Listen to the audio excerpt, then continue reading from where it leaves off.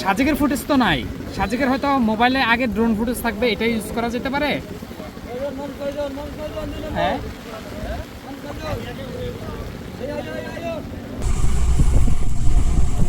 দিকে যাবে বাড়তে থাকবে। আমরা সকাল থেকে দেখছি একেবারে বলা যায় কিছুটা থামলো এই মুহূর্তে, বেশিরভাগ সময় থেমে থেমে দেখা যাচ্ছে প্রায় 3 থেকে 4 ফুট উপর দিয়ে পানি প্রভাবিত হচ্ছে, যে কারণে আসলে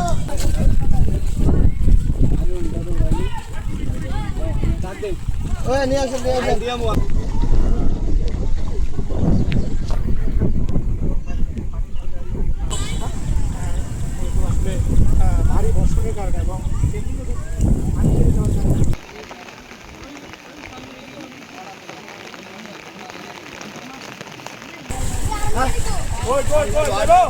Nós que é de